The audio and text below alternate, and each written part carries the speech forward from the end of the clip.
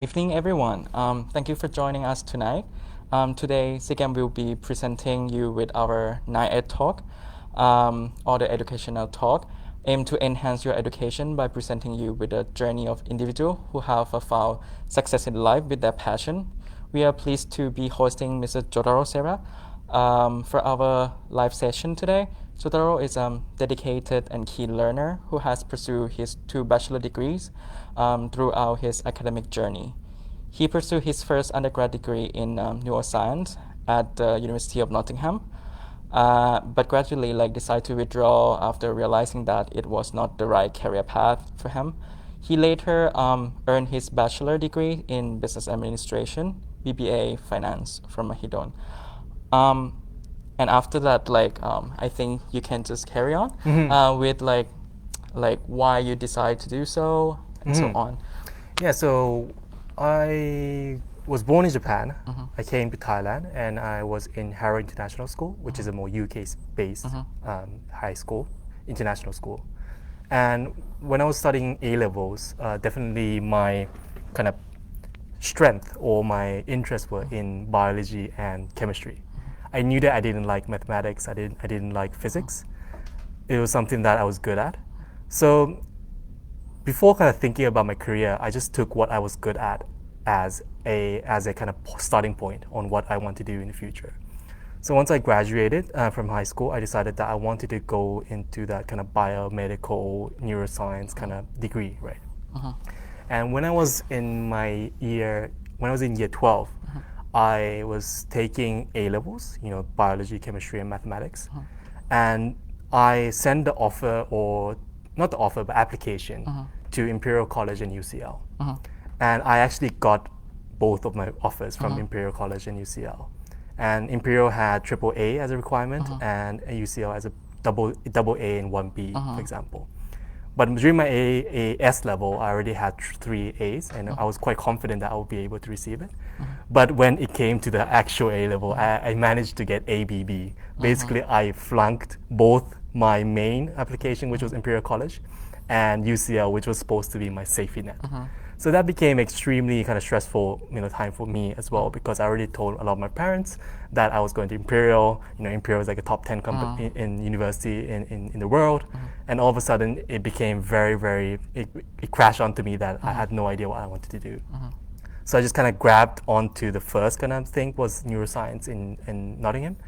One, it was because I had few friends that was going to Nottingham, and also that it sounded cool in a sense. Neuroscience, okay, I enjoy psychology, I enjoyed the autonomy of the brain, so I decided to go to the UK and study Nottingham as a result. So you become passionate in technology and automatic with more than 4 years of experience. And I heard that you have various experience in many fields like digital marketing, real estate, education. And after that, why you decide to start your own startup, rather than go to a big firm? Yeah, so upon going into neuroscience and obviously becoming a bit confused, I came back to Thailand and was working for a family business, which it was in the automotive industry, meaning that we are producing manufacturing parts towards OEM clients, Japanese car brands, and we were in this business for a while now. So I was quite still very confused about what I wanted to do in the future. I decided to come back to my family business and work there for 4 years. But then when I was working there, when I came back to Thailand and I was working for the family business, I decided to feel that it was extremely constricted in terms of innovation in the OEM business. Obviously, we are producing parts for our clients who are a car manufacturer, which the main objective is to create a product that does not kill people, right? It has to be very safe. That means that there's lack of innovation, because if innovation occurs and a certain defect occurs in the company or the car itself, there will be a big recall, meaning that is extremely costly for the clients and for us as well. So that kind of lack of innovation was frustrating me, because we were trying to provide various innovations that could reduce the costs, we can reduce the processes, but the clients are saying, hey, we cannot do that because it's way too risky, and so on. So then that frustration turned into looking at and researching about various projects outside of the automotive industry, which was tech and startups, right? obviously as a millennial, it was one of the booms that happened during this kind of 10-year decade period where a lot of startups and tech companies became giants and became one of the most influential companies in the world. And that was something that I aspired to, or at least felt jealous to. So then I started to kind of learn about more tech and startups and started doing my research, learning about developments and tech, and that slowly, the accumulation of knowledge eventually led to a passion. Yeah, and that's something that I kind of pursued, and now I'm at this point that I'm very passionate about tech and various disruptive technology as well. And then like you decide to make decisive career change, shift to like start a new business totally, and it's like a Tasket. So why from like the automobile and then you shifted to the education like abruptly? Yeah, so I guess to be kind of honest that I went to Nottingham in neuroscience, but then I dropped out after 3 years. The reason was that I was there in the UK and I, first of all, didn't fit in well with the culture, but also I really were kind of struggling to understand what I'm learning right now will lead to a particular career in the future. Neuroscience sounds very exotic. Yeah, it sounds like, oh, we're creating AI, we're creating brains from the test tube, but it's more research based, meaning that it requires a lot of persistence, meaning you have to like jot down a bunch of data, and a lot of the kind of repetitive work goes on to find a finding that might help someone else in the future, right? But that was something that I was becoming very bored of in terms of research in a career in the future. And eventually that kind of boredom, that kind of uncertainty of my career led to myself being less and less motivated into my studies. And it came to the point that I had to kind of drop out because I couldn't take it anymore.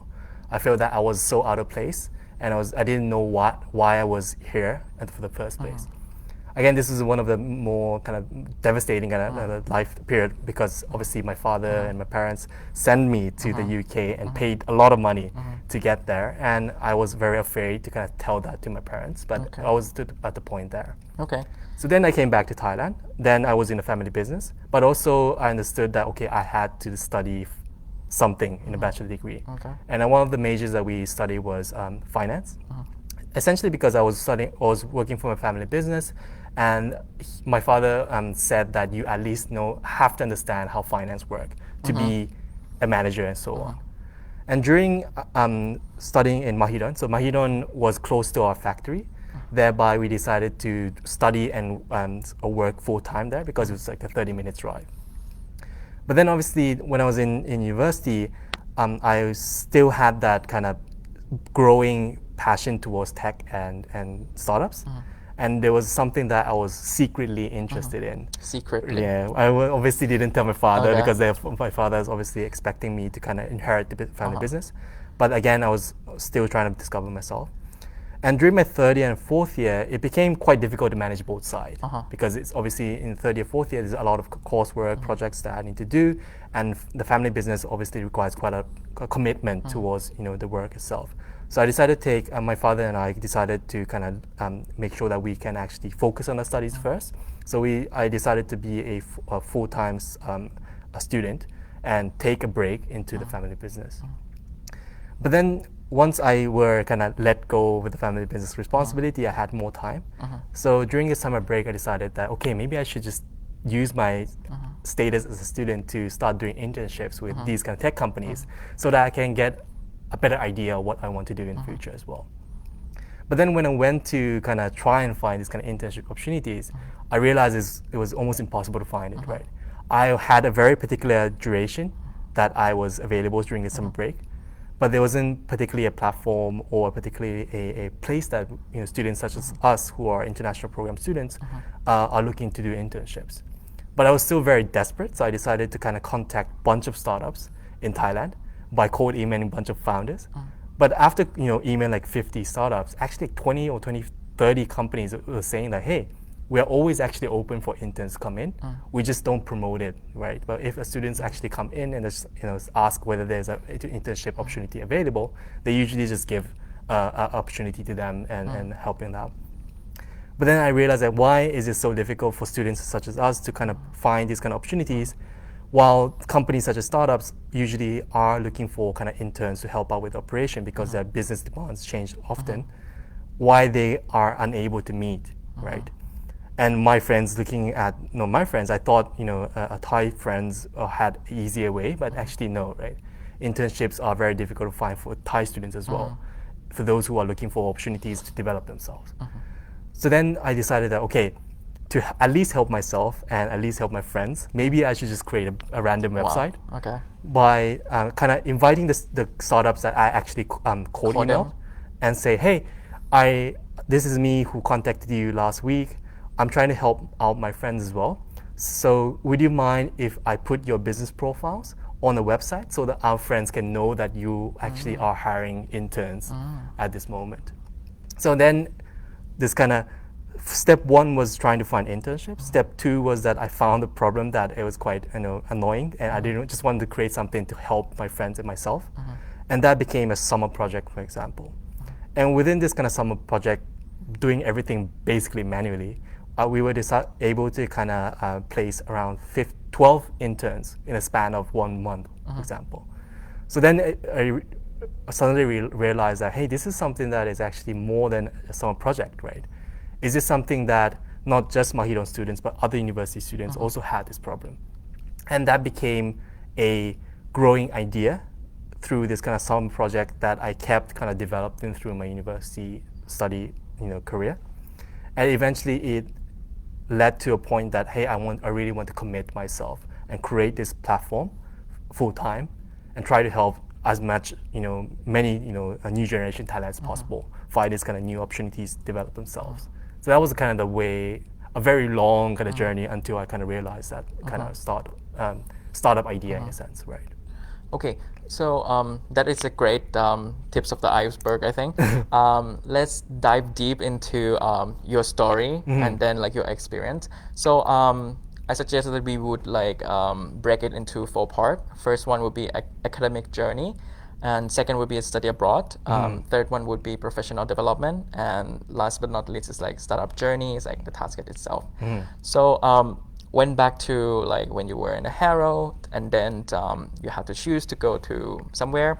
So in that particular case, like why did you choose the UK rather than like US or Australia and so on? Is it because of like British curriculum? Yeah, definitely looking back, I wish that I went to the States, but obviously because it was a British curriculum, it was much more easier to go to the UK because what we were studying was directly applicable to the UK. So that's why I chose the UK as well. Okay, and then the second question would be, you already like mentioned that you were like confident about like your A-level score, and at the early time that okay, like Imperial would be like reachable, and then UCL would be safe for sure. What did like come up and make you feel like okay, I'm gonna get it for sure, because like you still have like, let's say, the exam waiting for you? Yeah, immaturity probably because in school, education didn't come that difficult for me. I think that was because I had advantage of language, and I just had a knack of remembering things and easier. So I never had to kind of push myself to get these good grades, right? Obviously, because I was getting lazy, I was not the top students, but without much effort, I was able to be like the top 10 students of the class, for example, in any kind of cases, which built a very false identity that I was some sort of a genius, right? I didn't require any kind of effort, but I was able to get triple A's in any kind of classes as possible. So when I got this kind of offer from Imperial and UCL, I had this built up confidence from the easy kind of education that you get from in high school that I was a genius. So there's no way that I'm not going to get triple A's. Because in A-level, it's separated into 2 years, right? We have AS and A-level. Maybe, I don't know if it's different now, but back then it was 2 years. And the first year I already got triple A's. And second year, I was sure that I was going to get triple A. Even if I were to kind of miss on a particular grade, I will still get UCL. So I was very, egotistical in a sense. And I had no sense that I was going to fail this at the moment, but I did. Yeah. But back then, like, what did like I believe that like your school would have like a counselor, good counselor. What did they recommend you Yeah, because on that? yeah, the counselors, I think they thought that I was a good student because I was Okay. a school prefect. I was like in sports. I was I didn't cause any trouble in school, and I was quite good at any kind of classes, and I think that all the teachers usually liked me because I was quite good at everything. So I think they didn't think that I needed help. But in reality, I really, really needed help because first of all, I was way too eager to school. I was too confident. And also, I wasn't really pursuing a career or a major that I was really, really passionate about. It was just because I thought that it was something that it came easy to me, therefore it should be a career. And for the counselors, they think that, oh, Joe has his thing sought out, right? He's a top student. We don't really have to invest time to kind of support you. And that kind of like misalignment led to a worst case scenario in a sense. Yeah.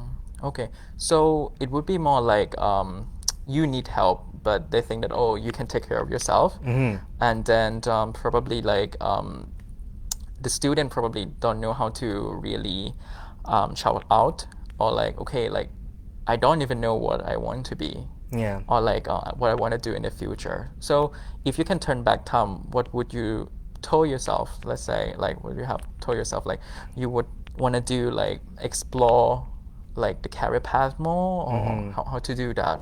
I think I should have talked to more people to open up what was possible outside of biomedical science, for example, right?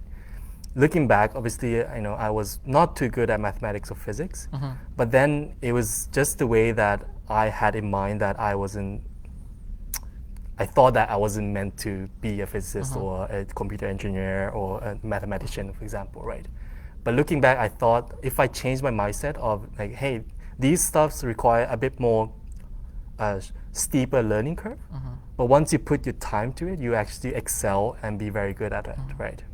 Where in biomedical science or biology and chemistry, it's more about memorizing various stuff. So the learning curve is not that high because you just have to memorize and you just kind of output a particular knowledge in the exam, while other kind of career path might require a more of a churning period before you start to become a very strong candidate, for example.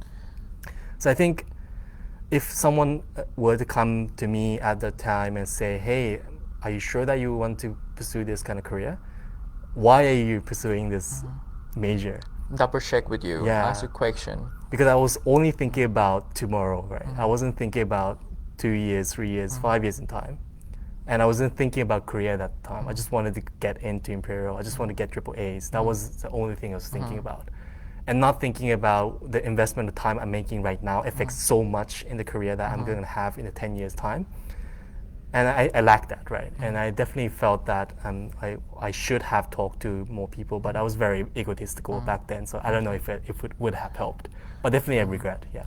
And back at that time, like when you say like Imperial, so anything in Imperial, or just like have to be this certain major that you aim for? Yeah, I think back then I was just like, I just want to be Imperial. I mean, if it's Imperial, whatever course it's major more like take, buying a brand name. Yeah, it's just status. And because I was so concerned about my kind of personal identity, being a smart guy, a genius that I don't have to put that effort. If I were to put that Imperial badge on me, I think it would just enhance my identity, right? That's why I was so kind of happy that I got the offer, and I was so skyrocketing. Yeah, very, very confident, and I was already thinking about buying that brand name Imperial and showing off to other people that I'm an Imperial student. So which is a bad mentality to have, definitely. Okay, so after that, like you chose like Nottingham, but why neuroscience? Like probably like there are like other majors. Why neuroscience? Probably like people would go for normal science because you're good with biology, chemistry. Why neuroscience? Again, this is another kind of trying to get that brand name, right? I just wanted to get something that sounds smart. So cool. Yeah, neuroscience sounds smarter than biomedical science, for example, in my mind at that time. So I couldn't get that kind of top tier brand, which was Imperial. So I tried to kind of compromise by trying to choose a major that was that kind of enhanced my identity as well. Okay.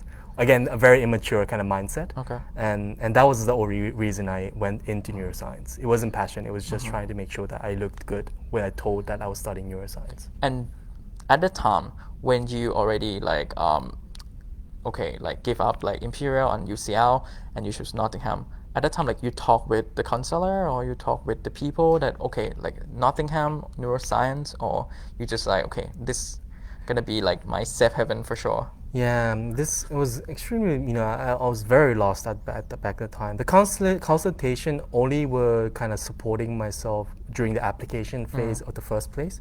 So that the consult in Harrow International School just say, okay, these are the universities that you can apply. These are the expectations you should have. So try applying it, and they will kind of help out in the process. So once they get the offer back, it's kind of hands off for now because they believe that, okay, you're going to get Imperial or UCL anyways.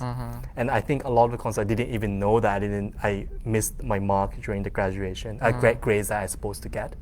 And I was quite alone in the process. I just had to decide on my own what I wanted to do and where I had to go in this kind of reality that I'm in right now. Okay. But yeah, very, very lost. It's more about, blindly pointing somewhere in UK, and it ended up to in enhance Nottingham. your personality look as well. Yeah. Okay. And then like 3 years later, you was like, okay, it's not my thing. I can't tolerate it anymore. How did you tell yourself like, okay, I'm gonna throw away like 3 years, Yeah. like probably like 1 more year, and then I'm gonna get like a degree already, and it's probably look good too. Yeah. Why you decide to throw it away, and then like came back rather than just 1 more year, finish it, probably like shift it to somewhere else or do another a master, let's say. I think there's two kind of conflict that I had, right? The biggest conflict was I couldn't have the courage to tell my parents. I didn't talk about my struggles in the UK, the things that I was going through back then. And because I really, really didn't want to let, especially my father, down after flunking out of Imperial and UCL, I just kept that kind of emotion since year 2. Beginning of year 2, I already realizing that this is something that I really, really didn't want to do. And then, so then there's that side, right? So the expectation of my parents, and we're trying to make sure that I'm not letting them down. But then on the other side, personally, I was becoming very, very, stressed about the things that I'm doing. I'm not fitting in. I'm partying a lot because I'm trying to forget that I hate the things that I'm doing during the day, and drinking myself during the night to kind of forget about it, right? And eventually that became very unsustainable because it was becoming very, very stressful. And I was beginning to become very, very negative about myself. And at the point, it just became a bottle that it was just waiting to explode. And by year 3, I understood that, if 1 year later I will be able to graduate, but the bottle just exploded either way, in manifested in various ways. But let's just say that it was, personally, it was my limit. And I had to tell my father, and I was crying about it, and I felt so bad, and probably one of the deepest depression that I had back then. But again, if I were to continue it, I think it would be worse. I think it was my limit at that time, as a 20-year-old, egotistical, identity maniac at the time. And yeah, I think eventually it was just my personal limit that I had to kind of drop out. What do you mean by like you felt that you're not fit in the UK, like because you mentioned it a couple of times, not fit in UK. Yeah. How come? Because like you study in Harrow, it's a British curriculum, and why you feel that it's like totally different from your expectation or like your identity? What kind of it? So I think one of the problems that I think caused me to become quite introverted in a sense, or not willing to meet new people or start new relationship, because I was in Harrow for at least like 12 years. I was in Harvard since year one until year 13, right? Meaning that I was in a very comfortable kind of bubble, right? Because everyone I know the teachers from year one. Some teachers seen me since I was 6 years old. All the people who come and go are all my friends, and as a, like at least a 10-year relationship together, right? And I was also, quite comfortable with, the people around me, and there was a big gang that I had that we just kind of played around and never had to start new relationship outside of our small bubble, right? So that means that I myself didn't have the muscle to start new relationship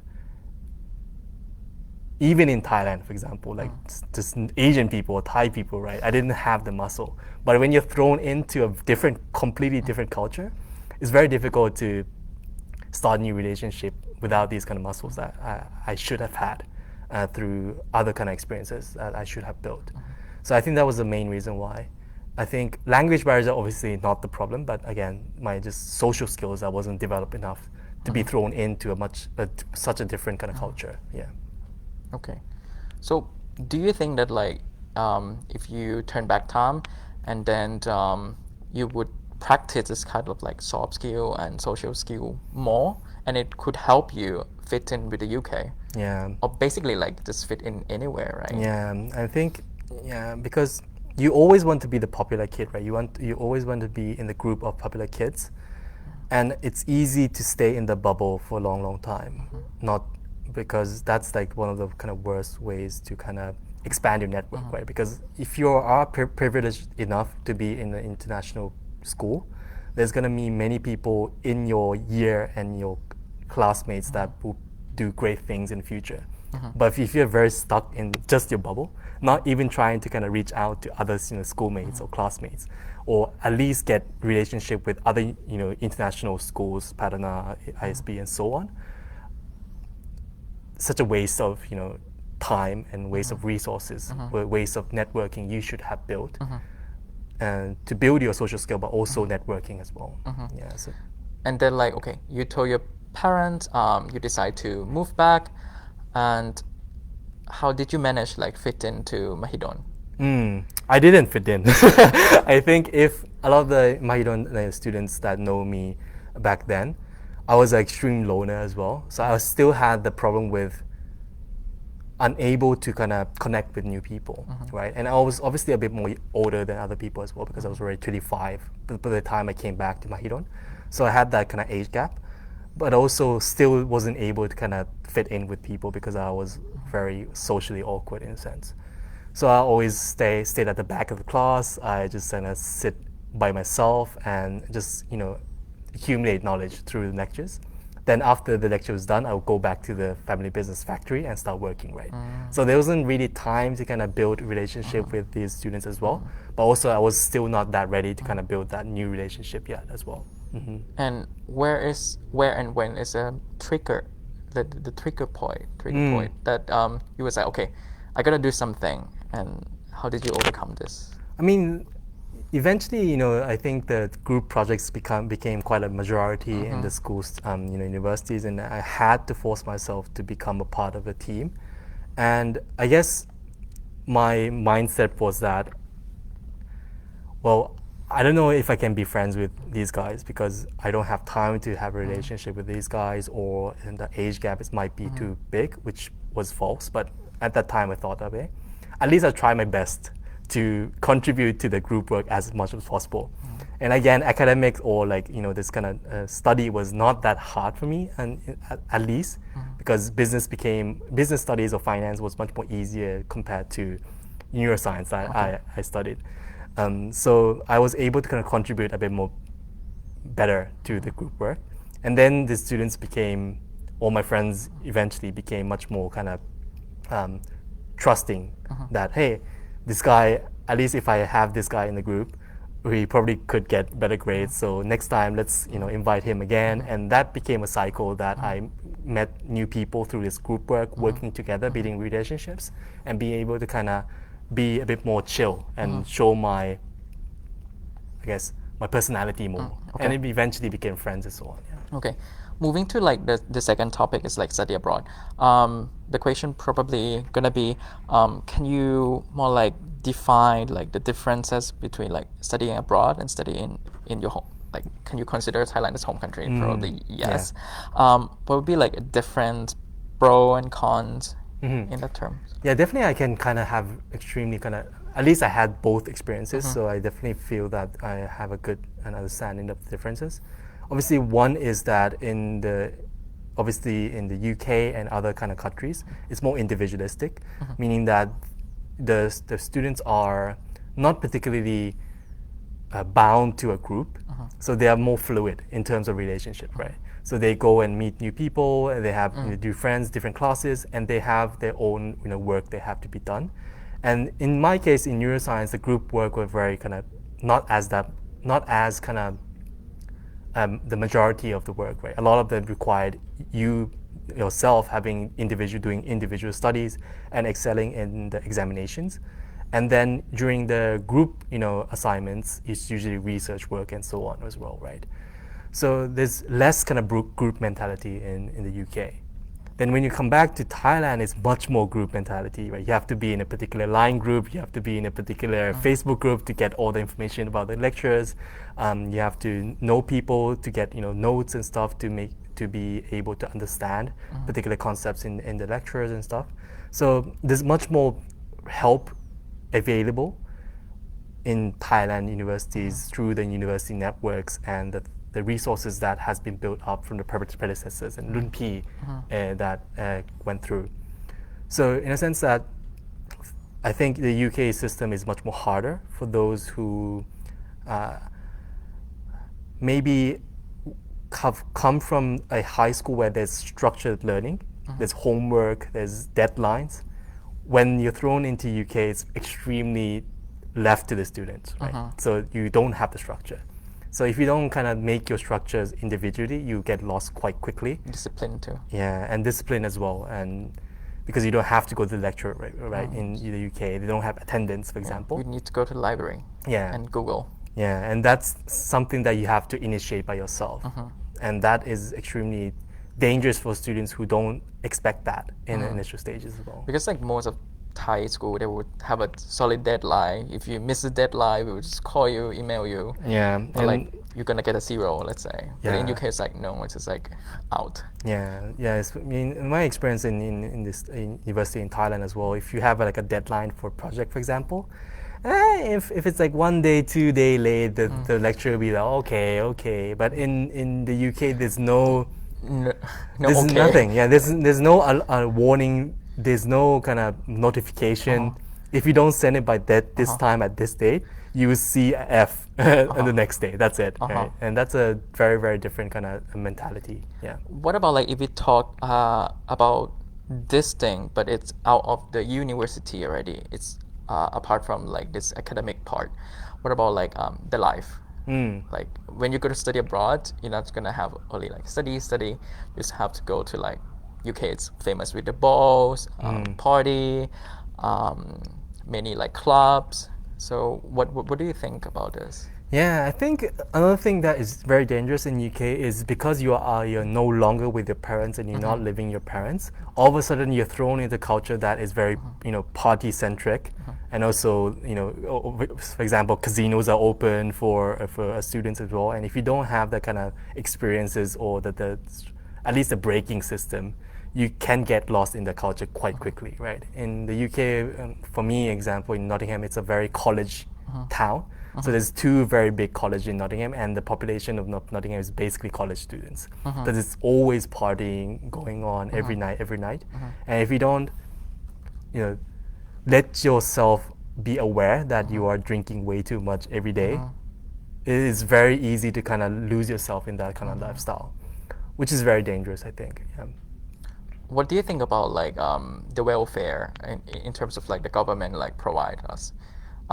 Like when you go to like study abroad, then you will also get like PR, like not the PR, like let's say like the card, that's okay. Like you have like 1 to 2 year or 4 years, like residence here, and then you can access to like GP and stuff like that. What do you think of that? Do you feel like you are like second citizens in the UK, or you feel like it's just normal? Like I can access to the various stuff. I mean, definitely it's very different in a sense that you do feel out of place sometimes. It was good that in Nottingham there's a very big Asian culture, so you kind of get assimilated into the Asian culture. But there's obviously, conflicts between, the local people there and the Asian students there as well, right? And that has to be something that has to be accounted for, and you do feel sometimes discriminated. There's a bunch of drunk people outside, and you have to kind of work around that kind of struggles as well. And in terms of second citizen kind of mentality, yes and no, I guess. In terms of as a student, I didn't feel that way. But as when you go outside, you might feel that discrimination sometimes. Yeah. And back then, do you feel that it's gonna be like pretty challenging or difficult for you to get a job in the UK? Like if you would have liked to explore that opportunity. Yeah, maybe if I was in London, maybe that would be a different kind of thing. I just want to leave in Nottingham by the time when I was in third year, because I was struggling so much and I was becoming very homesick as well. So yeah, that career path wasn't something that I thought of, but definitely should have considered, I think. Because intern, let's say. Yeah, internship, especially in the UK, because having international experiences is so beneficial. Even if you were to come back in Thailand, Agree. The career ladder that you can kind of jump through having this kind of international experience is so much better, and that's something that I think a lot of students should consider very early on, and thinking about, okay, I am going to the UK, I am going to the US. What is my goal there for my 4 years? Obviously to get the bachelor degree, but is there a career there? And they should start thinking about that Because since year one. We have to accept that like in Thailand, we still buy the brand names, like the university with the internship. Yeah. Okay. Then we're moving to the third part is professional development. So like both of your bachelor are not purely within the technology or the automation industries, such as like IT management, data analytics. But what sparked your interest in this industry? Apart from like the trends or like, oh, it's really popular. I think one of the things that was interesting was that a lot of the kind of legacy industries were either constricting or being stagnant, right? And then you have various industries that are just skyrocketing. And as a young student, it's always, you want to look at the most trendy thing at that moment, but also the impact that was actually creating through this kind of product and services that they were building, right? You can see clearly because I am using their product compared to other industries. I have no idea why they're existing, even though it's extremely important to the economy. It is something that I have personal value from, right? From various social media networks and various products that came out in the later stages as well.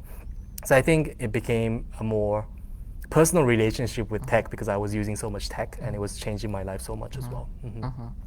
And okay, technology has been like replacing some of like traditional jobs, I would say, by the humans, automation, working place.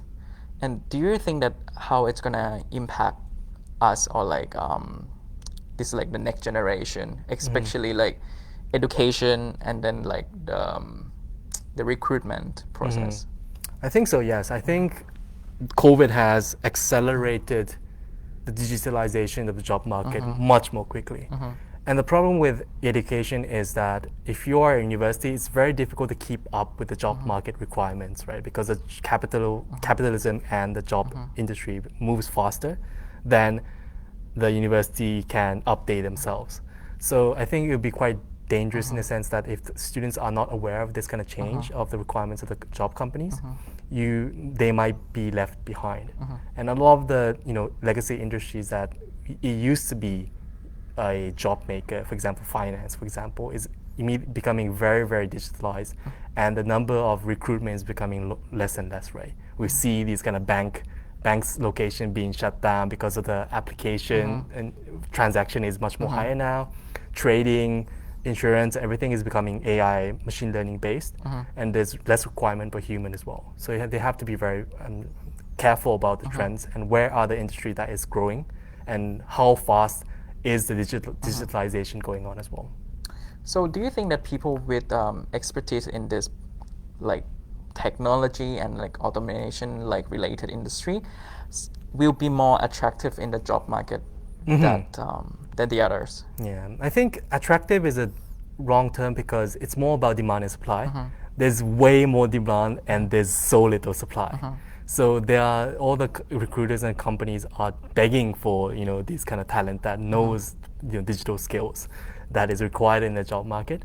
But a lot of students are not preparing themselves early enough and realizing once they graduate, hey, I actually need to have these skills, but it might be too late, right? So that's another thing that they have to think about as well.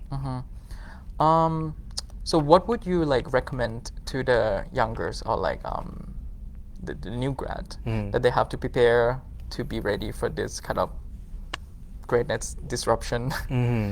I think one of the advice I would probably give is you have to start now, because now is the latest that you can actually start, because there's so much things you have to learn about, and by learning you also discover your career path, right? Because the career paths are becoming much more complex, where in the past there was specialist, but now there's generalists, right? There's product managers, there's various people who do various departments or skills merging together.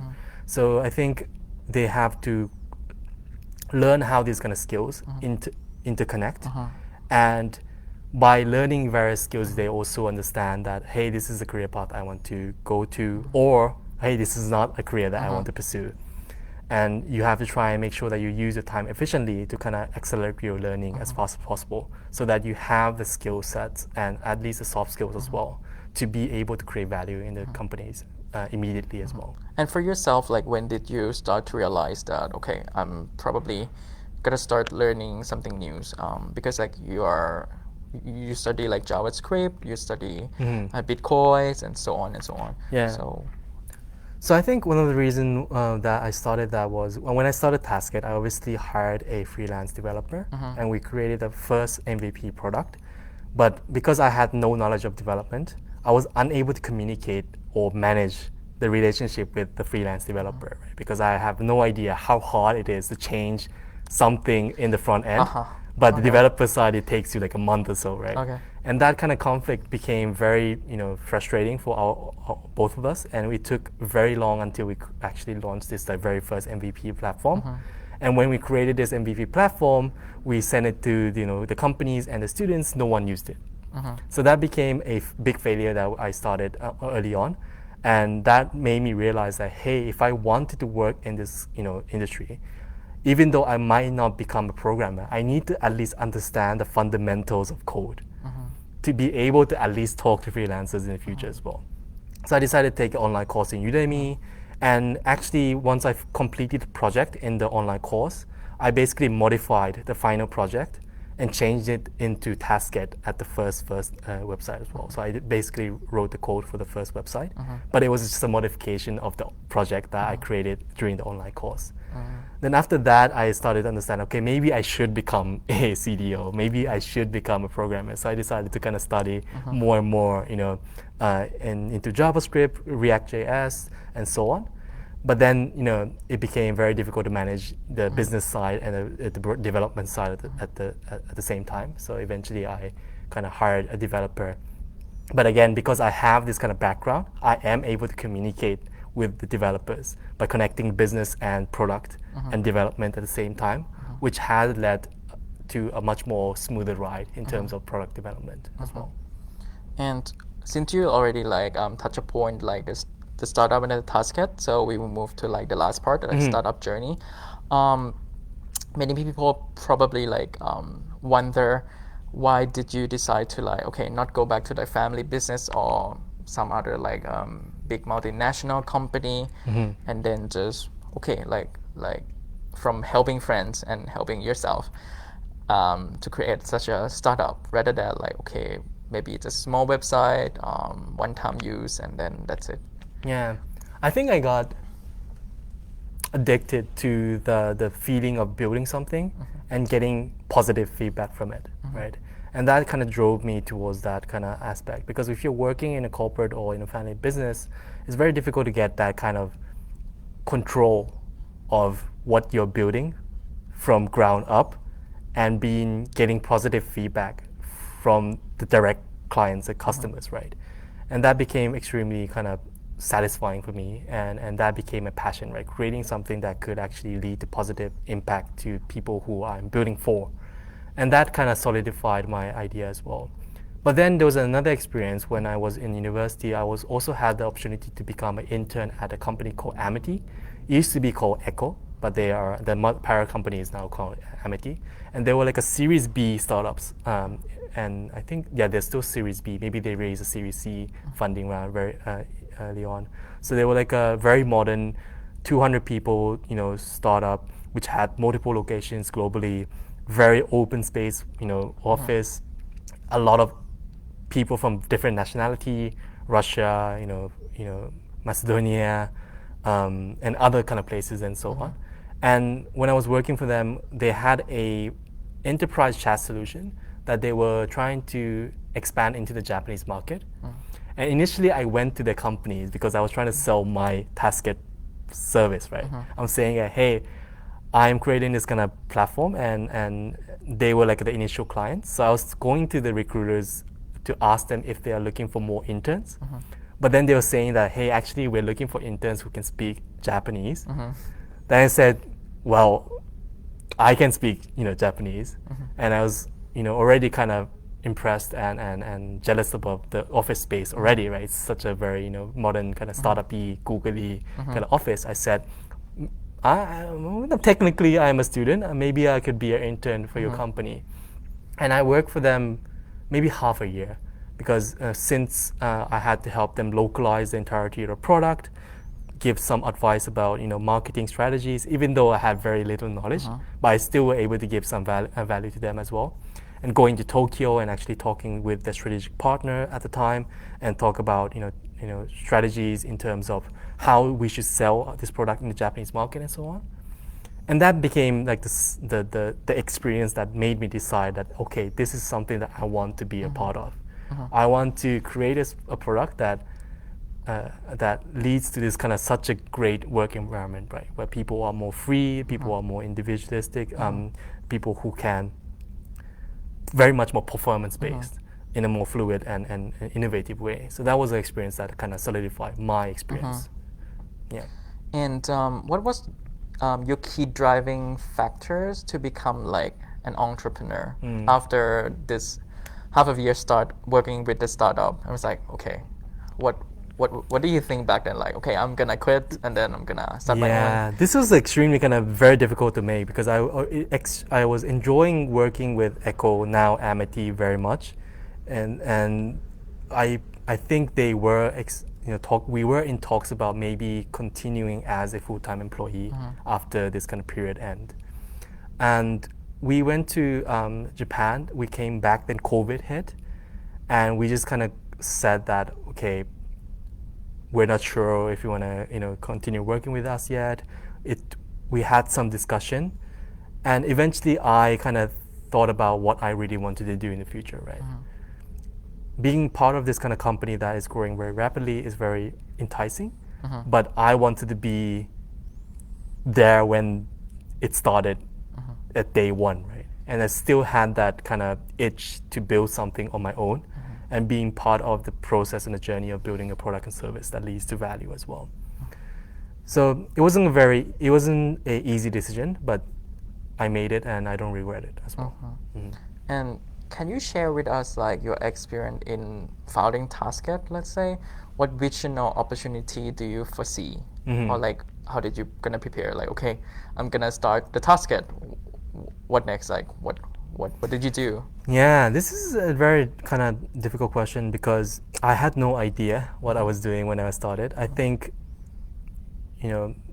recently I kind of had a LinkedIn post saying that early startups are wrong 90% of the time, and which is correct, right? Because when you start, you have assumptions, you have ideas, you have visions, but when you hit reality and talk to people who are more knowledgeable, they will say that, hey, this is not the way, or this is not viable, this is not sustainable.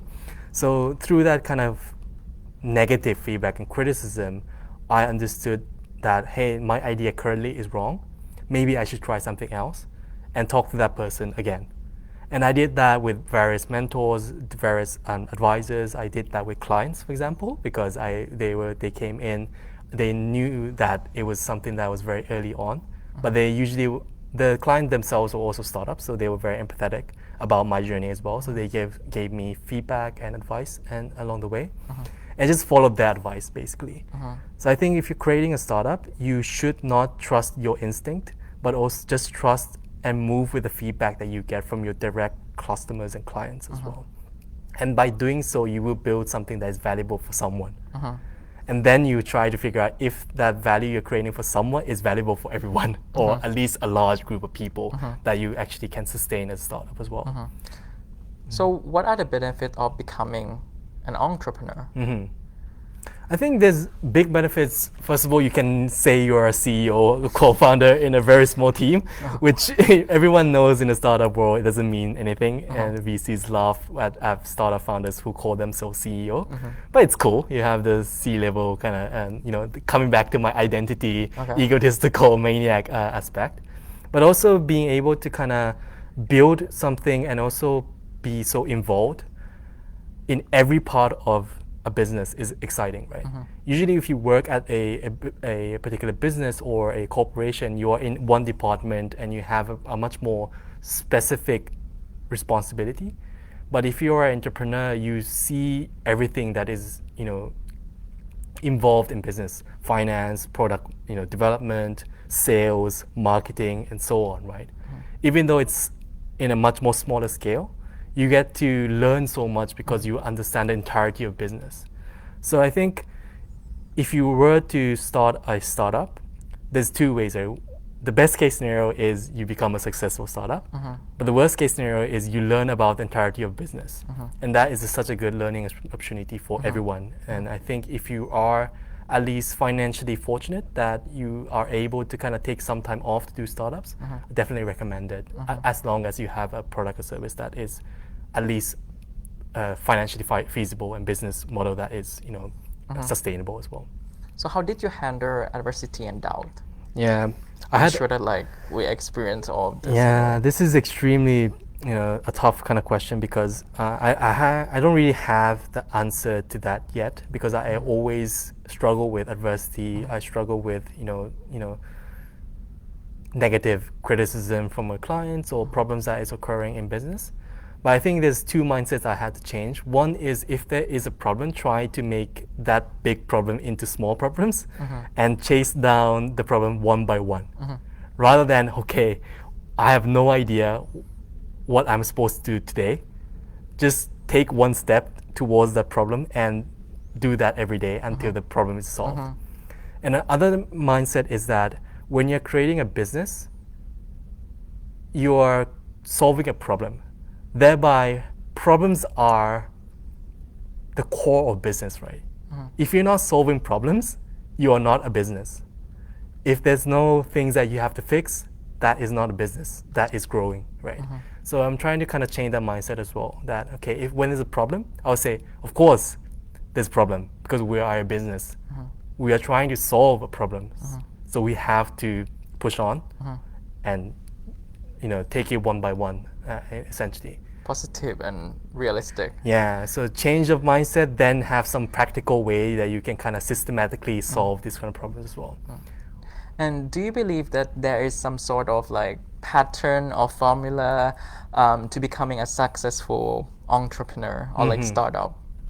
I think there's two kind of main aspects. Is one, you have to be very persistent because grit is probably the most important aspect of an entrepreneur. The key success factor of a startup is not your product or business or the founders, but actually market timing, right?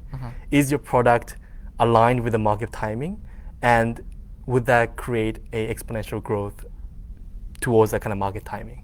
Like, for example, vaping, for example, e-cigarette existed 30 years ago, but it was an unviable business until now, and all of a sudden vaping is a massive industry as well, right? So you have to understand that first of all, startups are main component of a startup is survival first.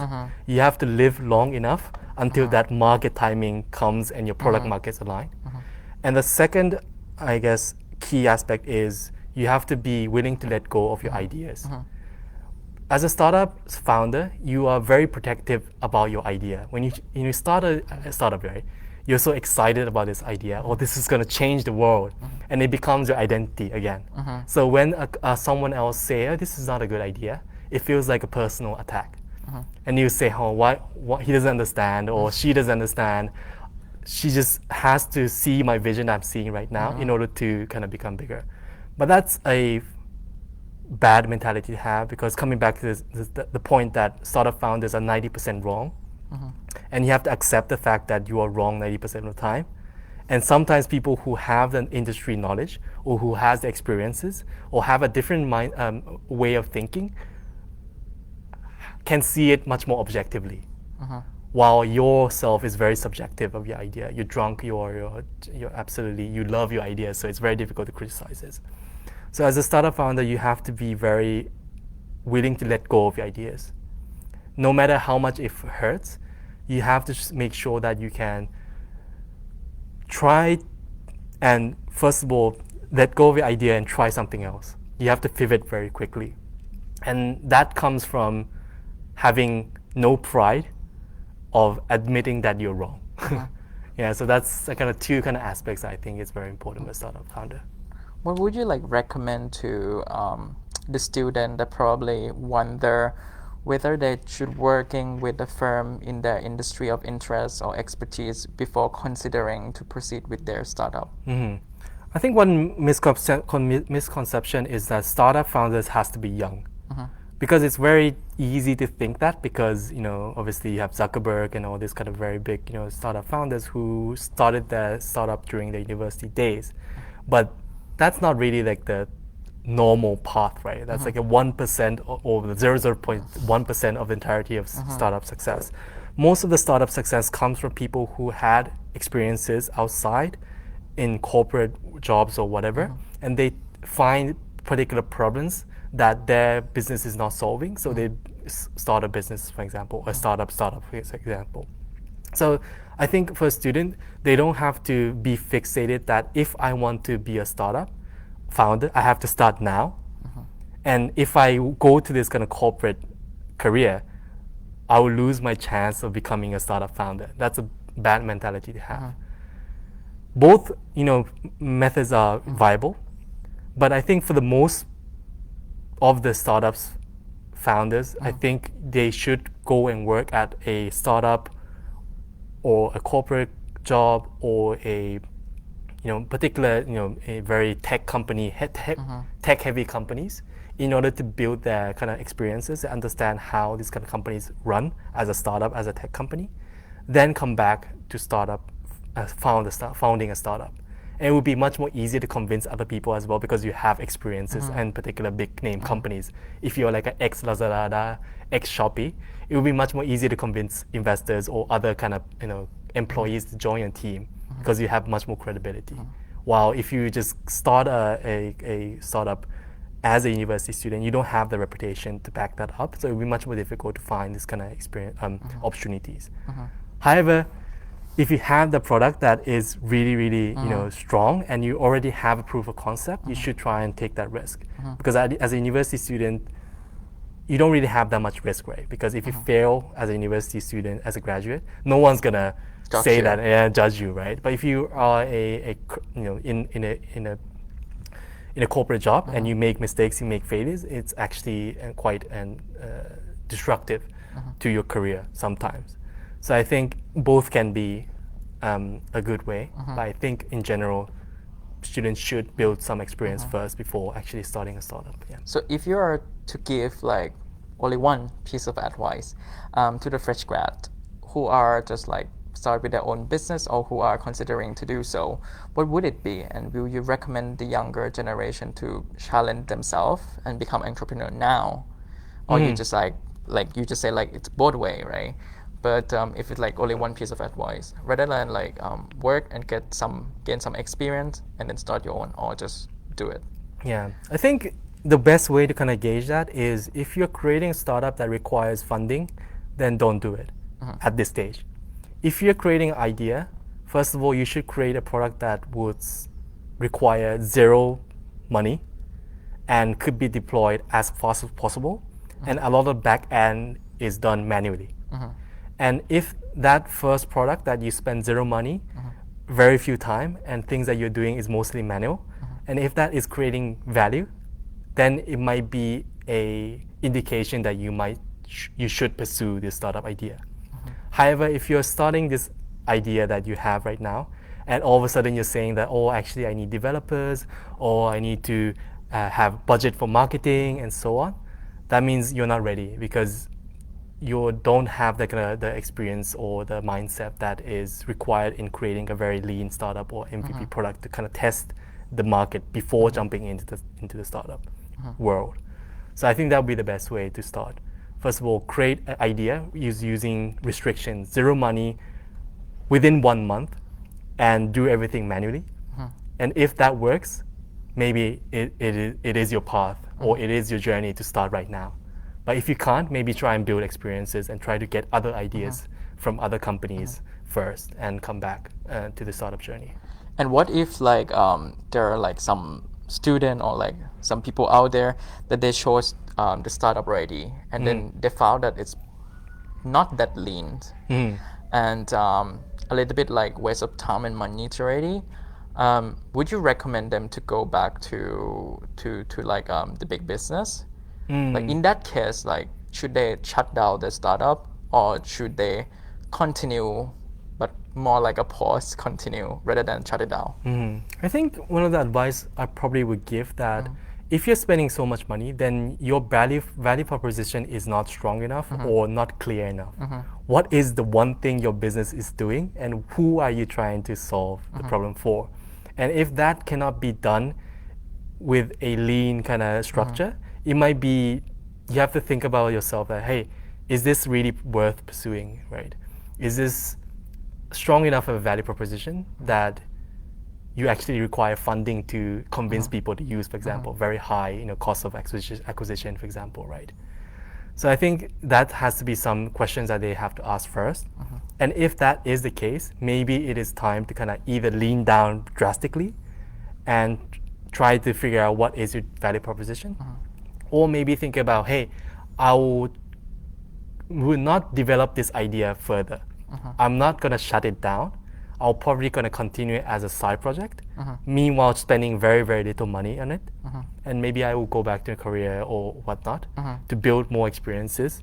And when you come back, I think you can see your idea in a different light. And you probably will find the way to kind of pivot your startup idea into a much more viable idea as well. Again, I'm still a very early startup founder. I don't have the answers, but I think that's probably the most important thing a startup founder has to do. In a sense, it is survival.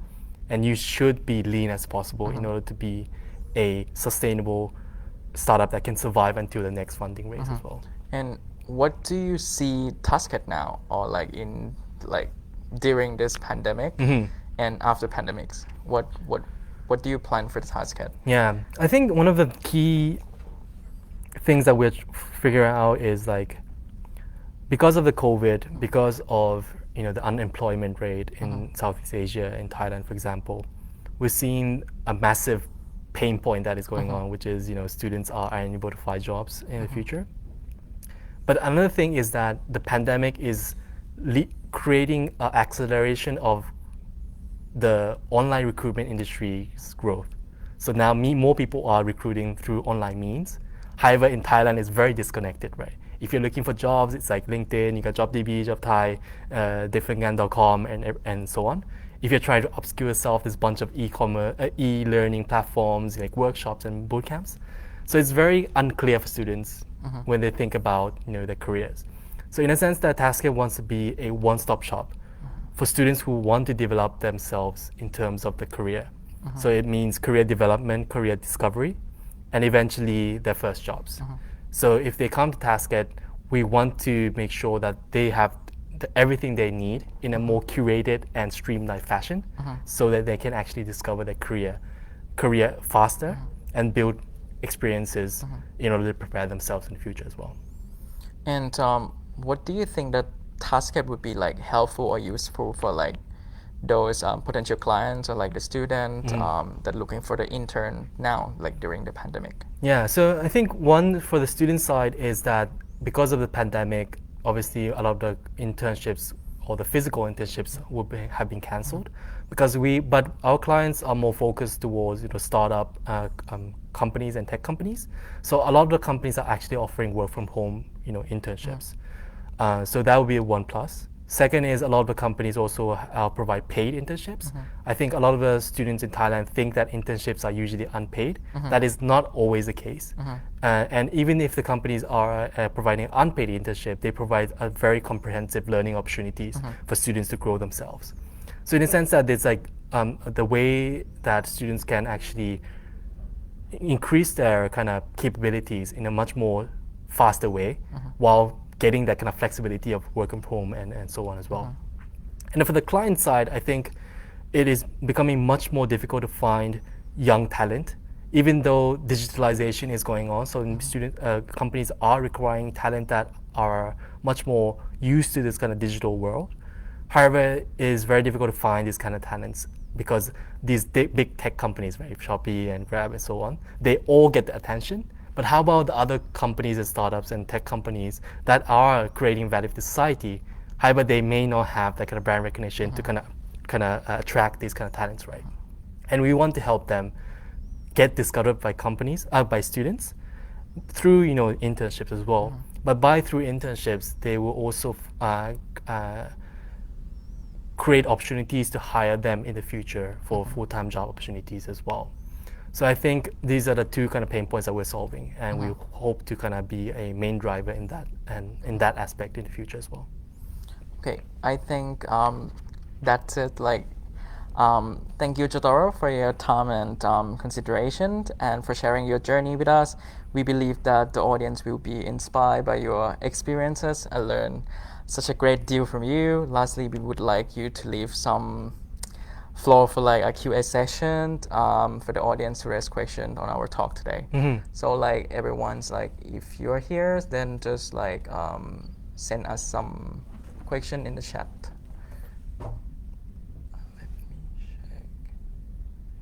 I have my father is the first comment in the Q&A session. Okay. Ridiculously funny. Proud father. Yeah, I have to say sorry for making him extremely stressed for the last 10 years. So let me see.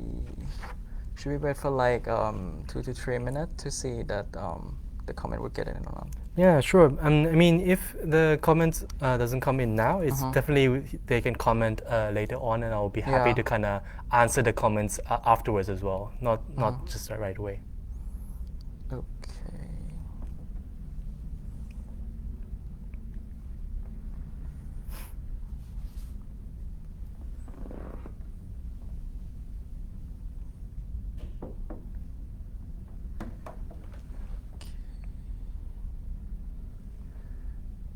Okay, from Nongnapat, what is the biggest lesson you have learned so far? That's interesting. If in terms of the importance of guidance and discussing about your career in life, I think that was probably one of the most important lessons I have is kind of discussing openly with people, right? Not just about your personal problems, but also about careers and business ideas as well. One of the worst things you can do is to not talk about your ideas, because sometimes as a startup founder, you're so protective of your ideas. You're afraid that if you tell your ideas out of the world, people will steal your idea, right? But I think most of the time it's very opposite. People will give you feedback and become much more, in a sense, sharpen your idea further. And also in terms of career and your personal, journey as well, you have to be comfortable about being vulnerable and accept that you are not as good as you think. And when you do that, I think a lot of people won't judge you. They are usually trying to help you and guide you in the right direction.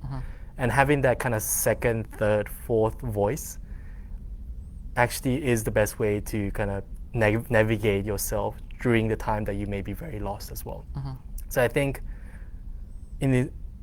just going to sum it up is, first of all, try to talk with as many people as possible, try to be open, try to be honest, and be a good listener and try to take in as much as possible.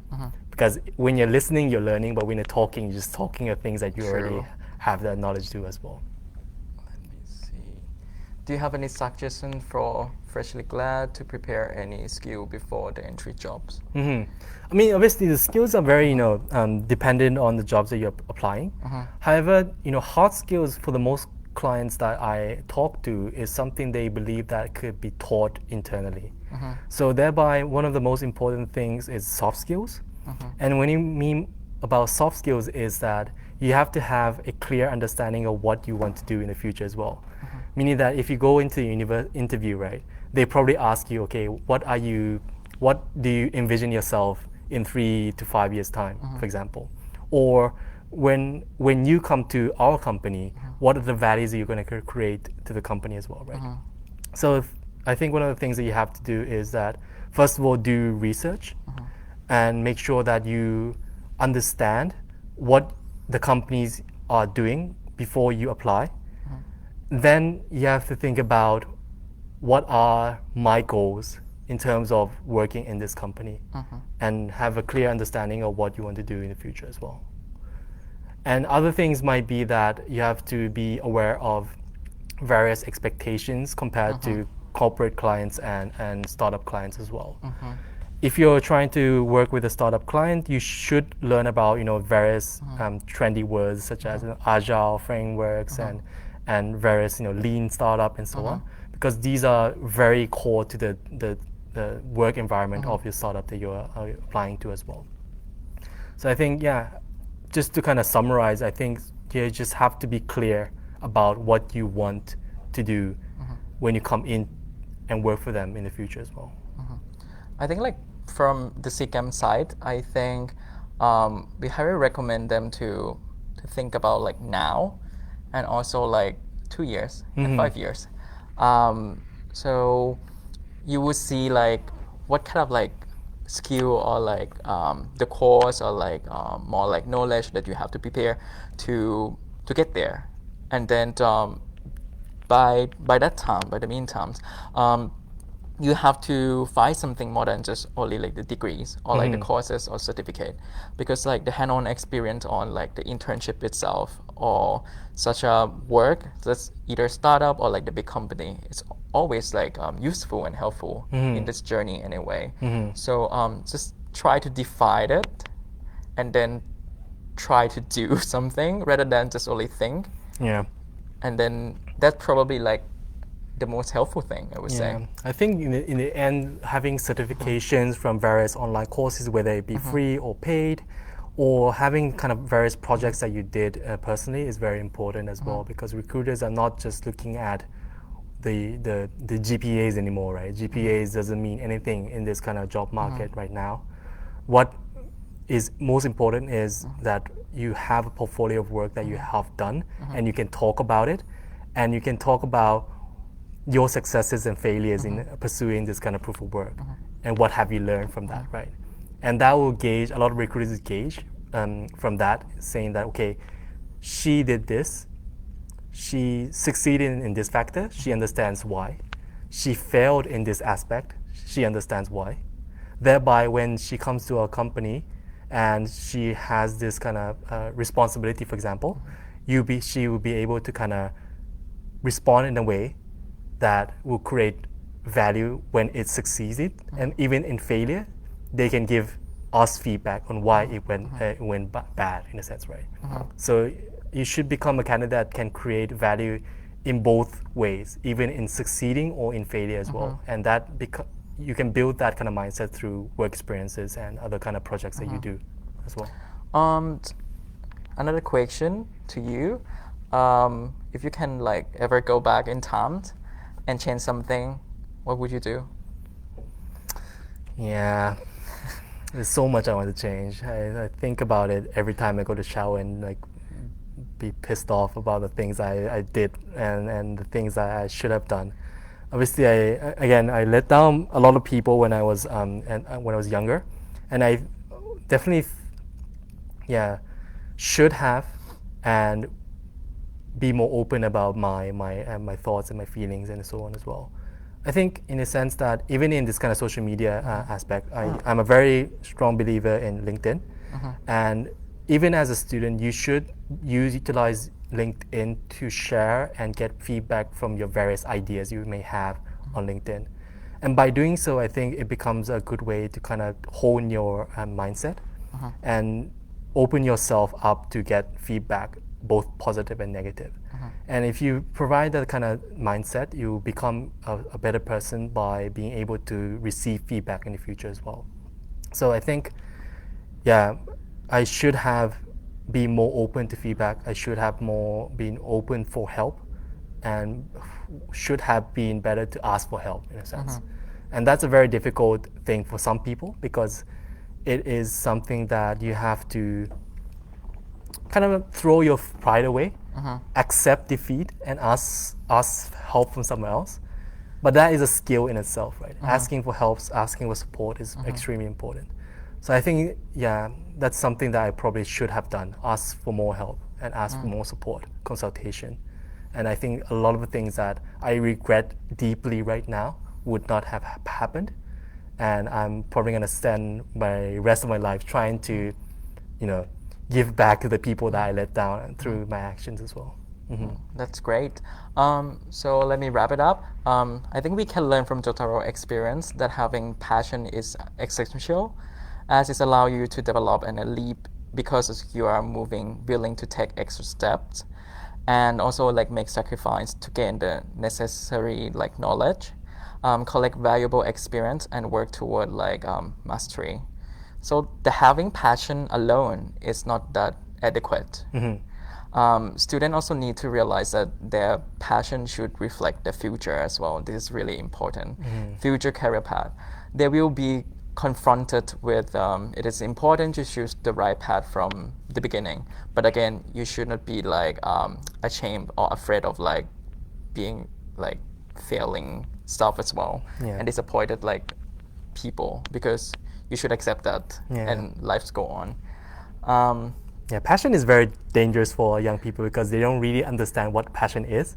So it might become a false positive, right? Sometimes you might feel you're passionate about something, when actually after you spend more time, you might not be, right? So that's something that you should be careful of using the word passion way too easily, as passion requires an amount of knowledge before becoming passionate as well. So I think they should kind of spend more time learning rather than being passionate about something, I think. Yeah, true. And like make money is also important in that make part. money is very important. I think as a young student, you might feel that, hey, I don't want to be rich. I just want to make change. But in the end, the more money you can make, you can influence more people, you can save more people, you can help more people, right? Capitalism and socialism doesn't have to be opposite sides, right? If you are able to make more money, you can hire more people and you can create more value to society as well. So that's a very important concept. And think about how business models you're building is actually financially viable in the future as well. Okay, I think that is should be enough for now. And like if there are like some other like questions, just like comment or like email, and then we will just like reply later on. Thank you everyone for today. Thank you, Jotaro. Thank you. Thank you.